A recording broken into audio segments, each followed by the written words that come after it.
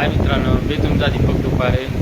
आज आपण व्हिडिओ बनवणार आपले बौद्ध अनुयायी चालले ते भीमा कोरेगाव टू पंढरपूर यात्रा घेऊन पद्धतीनं आपला नमस्कार क्रांतिकारी जय भीम त्यांच्यावर व्हिडिओ बनवणार आहे. आज या न्यूजमध्ये आलेले आहेत, तो मी व्हिडिओ घेतला आहे. त्या व्हिडिओवर मी बघणार आहे की कसं काय बोलत आहेत ते आपले मंत्रीजी. चला लेट्स गो. उशीर नाही करणार, डायरेक्ट आपण डायरेक्ट हो.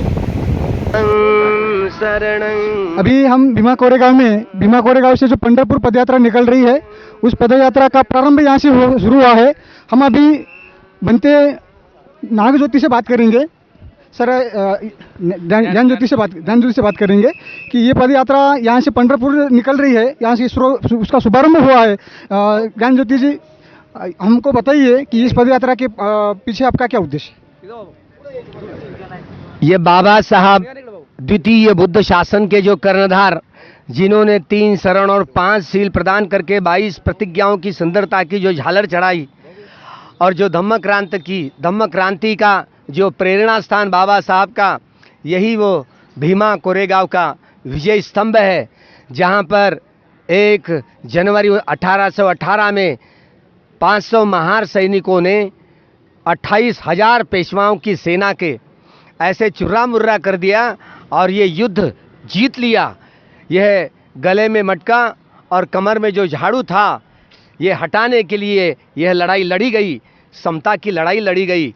बाबा साहब इसीलिए 1 जनवरी 1927 को यहाँ पर जो आए थे और जिन्होंने इस देश की धारा ही बदल दी है.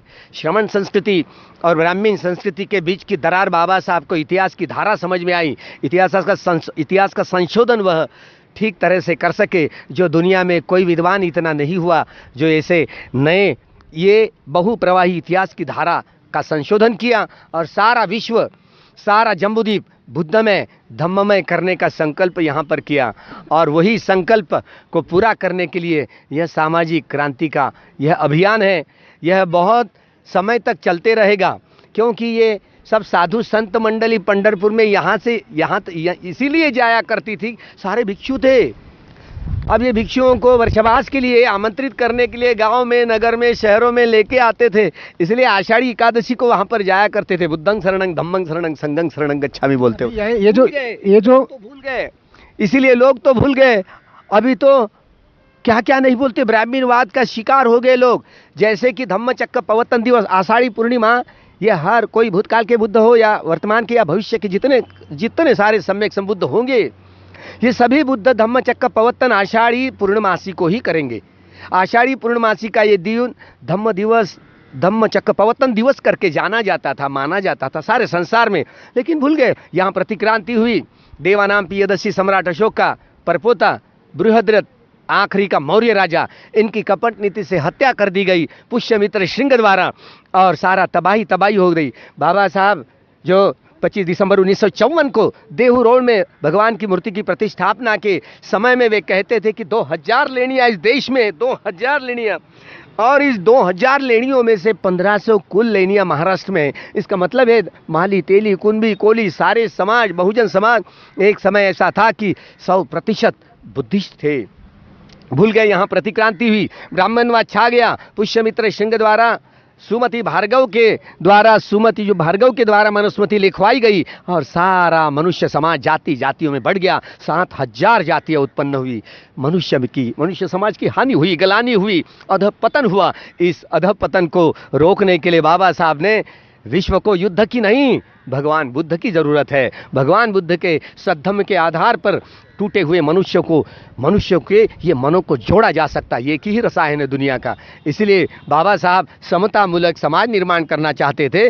सामाजिक क्रांति का अभियान यह इसलिए है, जब तक के ये चलता रहेगा, जब तक के सामाजिक विषमता मिटेगी नहीं, तब तक ये सामाजिक क्रांति का अभियान चलता रहेगा. एक भिक्षु आएंगे, भिक्षु जाएंगे, अभियान चलता ही रहेगा जब तक के समता. इस क्रांति भूमि से आपने यात्रा का प्रारंभ किया है. इसका समारोह जो है पंढरपुर में कर रहे हैं आप, तो पंढरपुर में समारोह क्यों कर रहे हैं आप?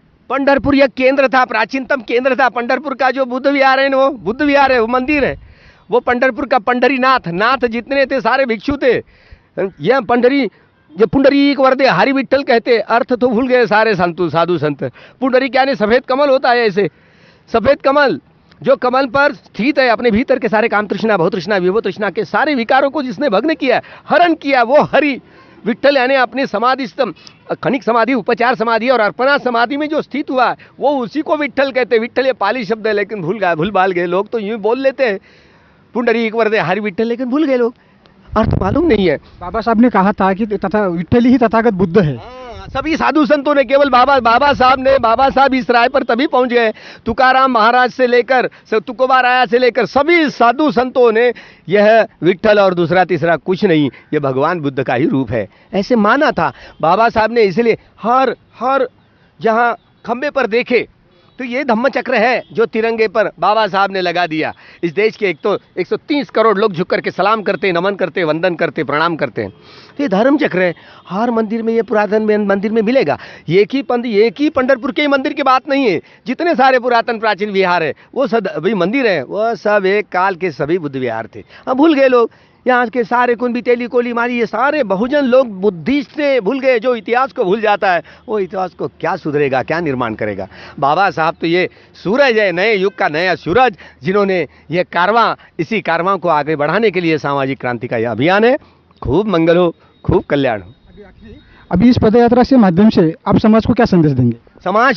समाज को आने वाले युग में हरे मनुष्य के साथ मनुष्यता का व्यवहार करे। कोई विषमता, सामाजिक, आर्थिक, राजनीतिक, सारी विषमता खत्म हो इस रूप से, ऐसे, और मानव एक मानव के रूप में मनुष्यता के साथ में मानव का व्यवहार हो, मनुष्यता का व्यवहार हो एक मनुष्य के दूसरे मनुष्य के साथ में। बस यही उद्देश्य पूर्ति है। द्वेष भाव लगा करके, ये जाति वैमनस्य बढ़ा करके ब्राह्मणवाद बहुत लड़ाई कर रहा है, आपस में भेदाभेद कर रहे हैं। इसीलिए तो भीमा कोरेगांव में वो 1 जनवरी को कितने